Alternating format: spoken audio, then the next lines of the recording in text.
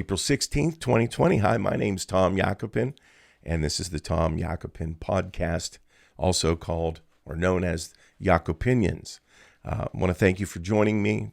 Today we have some interesting things to discuss, and wanted to mention we also have a very special studio guest who does have four legs, and her name is Roxy. So if you see her running around here, she came in with my producer today, and is just a ball of fun and energy. Love her. Anyway, so happy Corona Thursday, right? I wanted to talk with you. Our last podcast, if you got a chance to view it, was just really talking about this matter of liberty, which in a challenge such as we are facing with quite a few days and weeks now of social distancing, shelter at home.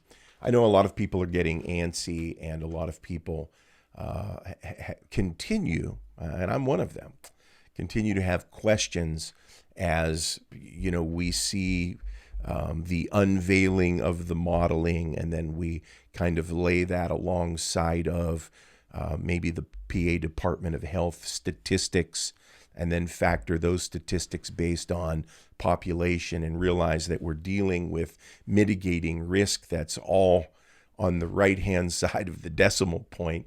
Like when we factored the numbers, I think yesterday, from the PA Department of Health, and this is, of course, dealing with coronavirus, COVID-19. We look at three things when we're studying, the actual effects of this disease, not, philosophy or media spin or anything, but, just what's happening. And we're looking at confirmed cases. We're looking at hospitalizations, overnight patient, and then we're looking at deaths. Okay, of course.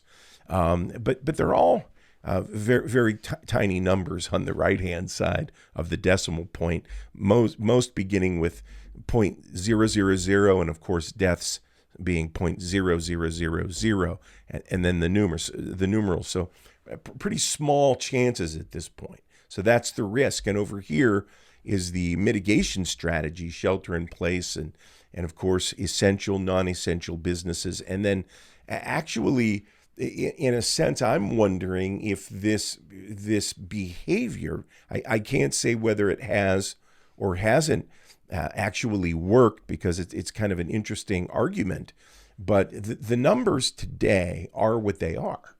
And when you look at the numbers, they don't look that ominous. It doesn't look like as big a threat as was originally presented to the American people. And yet the American people continue to bear the burden, and especially my heart goes out to the self-employed, the small business, the non-essential business, people who have, in essence, been decreed out of business. And in a sense, it is government overreach, which one might argue could equal confiscation of wealth. And I want to get into that when we talk about declarations of rights or freedoms as it relates to the Pennsylvania Constitution. But here we are. We're in a place where there's a lot of questions people are asking it. And I think that those questions are legitimate. You may not, but I do think asking questions is a good idea. So I was looking at, in addition to our last broadcast discussing liberty, I was looking at the Declaration of Rights, which I'm going to read a few of them and then we'll discuss a few of them. But the Pennsylvania Constitution included a Declaration of Rights that coincided with the Virginia Declaration of Rights in 1776. And by the way, in 1776, there were threats and risks then too, including disease and virus of many kinds, right? But it says a Declaration of the Rights of the Inhabitants of the Commonwealth or State of Pennsylvania. The first one begins and ends as such, that all men are born equally free and independent and have certain natural, inherent, and inalienable rights. It'd be worthwhile to drill down on that term, inalienable, okay? Amongst which are the enjoying and defending of life and liberty, life, and we value that, and we're discussing life a lot as it relates coronavirus, right? What's the value of a life? Is it worth the exchange of a small business? But note this, the founders said equally free, independent, have certain natural, inherent, and inalienable rights, amongst which are the enjoying and defending of life and liberty. Important. Value them highly, right? We all do. Life and liberty. Very valuable. Acquiring, possessing, and protecting property. It's interesting. There's no distinguishing here of that which is greater or lesser. It's saying these are the inalienable rights of the inhabitants of the Commonwealth or state of Pennsylvania. That, again, the founders, rightly so, value life, liberty, acquiring, possessing, and protecting property, and pursuing and obtaining happiness and safety. Why?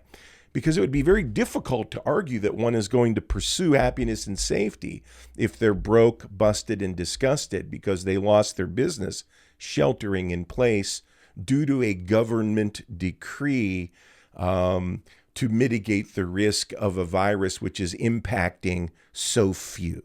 Okay, and I think this is a case that bears discussion.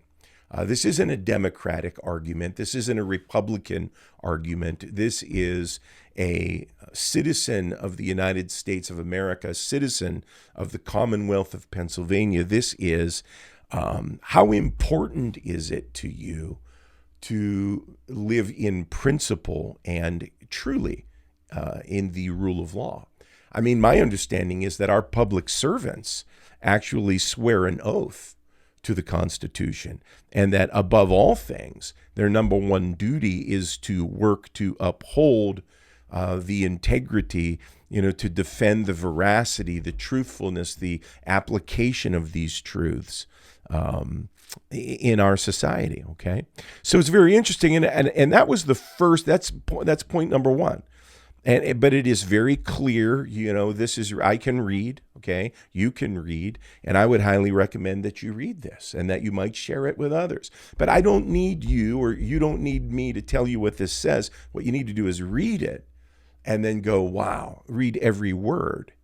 And that's the key, reading things in context, reading every word and letting the gravity of each word impact you.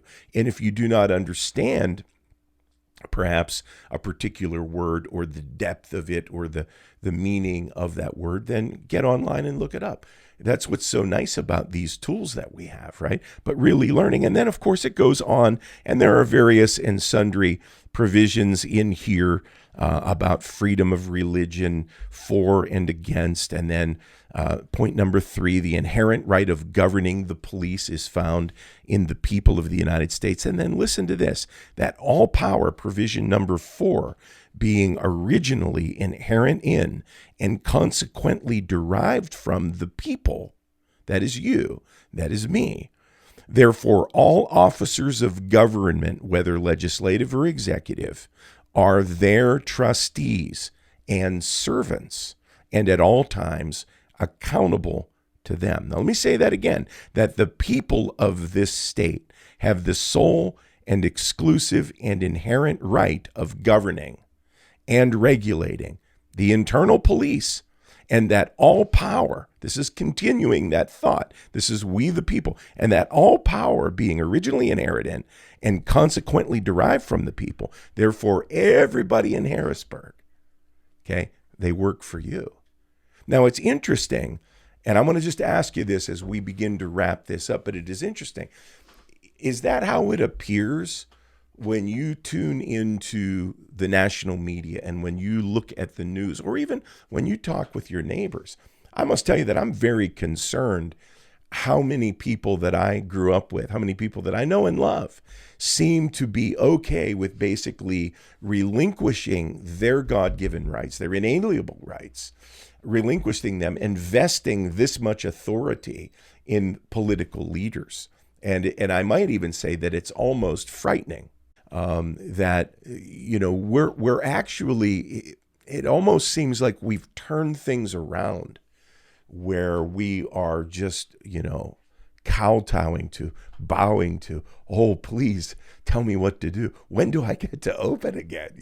When do I get to go outside? When I read history, when I read the words of this incredible document, which so many have sacrificed so much to enumerate for you and I, I don't see a bunch of people living in fear, kowtowing over in the corner, worrying about a virus and letting the government tell them when they can come, when they can go, and if they can go out and make money.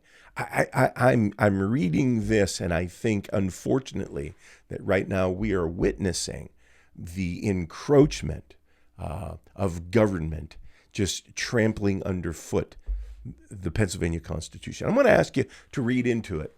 You visit us online, the Tom Yakopin podcast. You can see us on Facebook.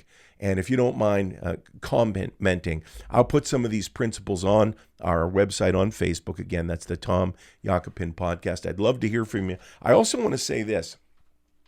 There's a website on Facebook I would recommend you join, and that's Reopen PA or Reopen Pennsylvania.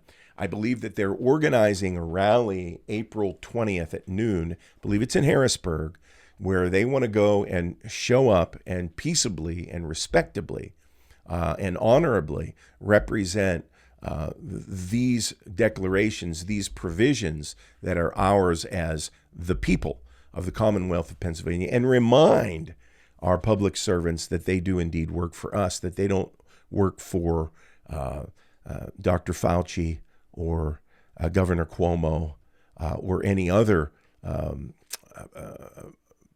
political leader. They work for the people of the Commonwealth of Pennsylvania. My name's Tom Yakopin. This is the Tom Yakopin podcast. Remember this: they who do not know their rights have no rights at all. Okay? Be a thinker. Check it out. Thanks for tuning in. Bye for now.